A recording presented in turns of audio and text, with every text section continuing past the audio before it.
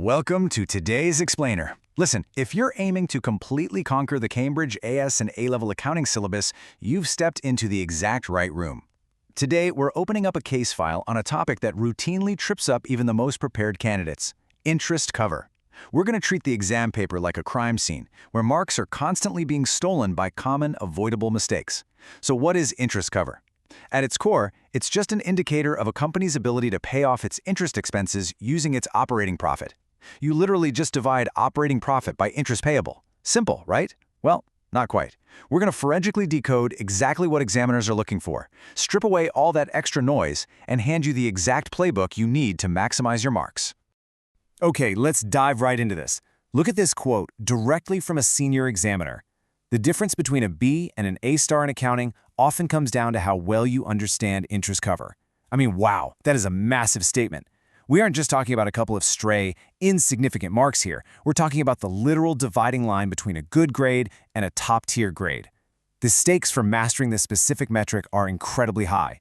But don't worry, by the end of our investigation today, you're going to be standing firmly on the A-star side of that line. So, here's our roadmap for today's investigation. 1. Core principles. 2. The procedural framework. 3. Critical analysis. And 4. Top examiner warnings. Let's kick things off with Section 1, Core Principles, Building the Theoretical Architecture.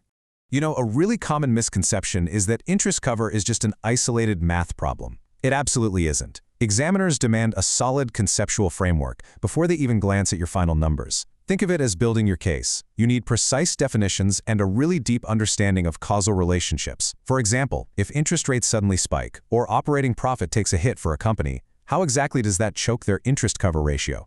You need systematic analysis, and above all, your reasoning has to be entirely evidence-based. If you start making wild claims without anchoring them to the actual data provided in the stimulus, you're practically throwing away easy marks. And this brilliantly illustrates exactly what we mean. The difference between a standard response and a high-scoring one is stark. A standard average answer treats interest cover like it exists in a total vacuum. The candidate calculates the ratio, say, 4 times, and then just stops.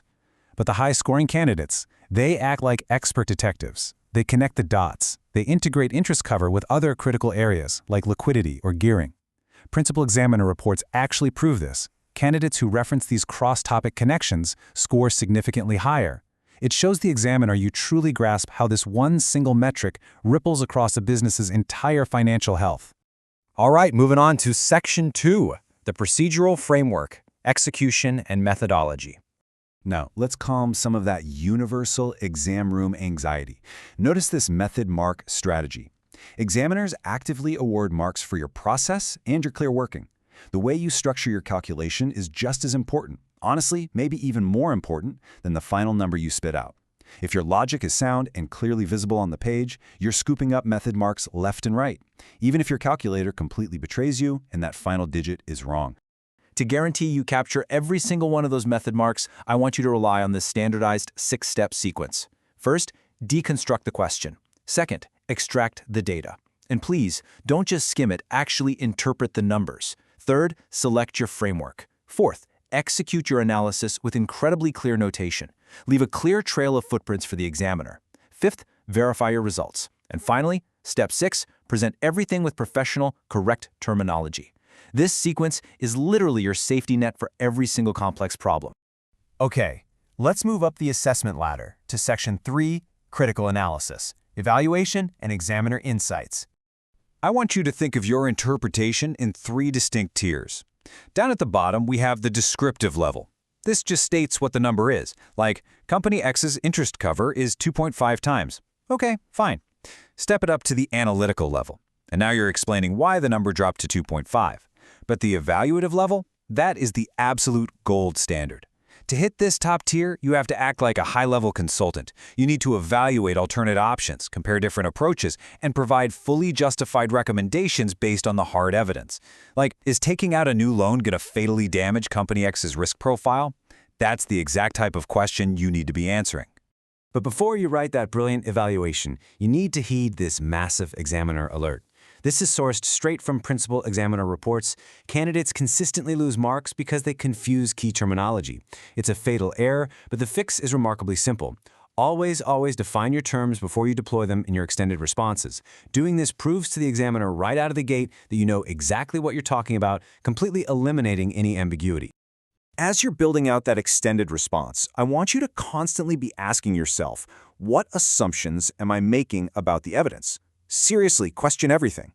Evaluating evidence quality means you proactively spot limitations in the data. You point out the underlying assumptions, you offer alternative interpretations, and you explain how these hidden factors might completely shift your final conclusion. This level of forensic critical thinking is exactly what unlocks those A-star grades. Let's bring it home with Section 4, Top 3 Examiner Warnings, Avoiding the Traps. Here they are, the 3 fatal traps that consistently steal marks from candidates straight from the people who actually grade your papers. Trap number 1, using the wrong approach for the specific context. You absolutely have to adapt your method to the scenario they give you. Trap number 2, poor formatting and presentation. Remember what we said about method marks. If your working looks like a chaotic mess, you can kiss those points goodbye. And trap number 3, generic, rote-memorized answers. If your evaluation isn't specifically addressing the named business in the prompt, you simply aren't getting the marks, period. Because there is a turn to remember when you're under pressure in that exam room, here's a quick memory hack challenge for you. To lock all these professional skills into your brain, create your very own acronym for the factors affecting interest cover. Whether it's profitability, loan terms, or the wider economic climate, distilling them into a catchy, unforgettable acronym is going to ensure you never freeze up when that exam clock is ticking down. So, what are your immediate next steps after finishing this explainer? Well, first, grab some past paper questions and start practicing immediately. Second, physically apply that 6-step procedural framework we just walked through. Seriously, don't just think about it, actually write it out. And third, absolutely master your terminology so you never, ever trigger that examiner alert. I want to leave you with this one provocative thought as we wrap up our investigation today. Based on all these insider examiner insights we've just uncovered, what is the very first thing you are going to change about your exam strategy right now? Think about it, apply it, and go absolutely dominate your next accounting paper. Thanks for tuning in, and keep learning.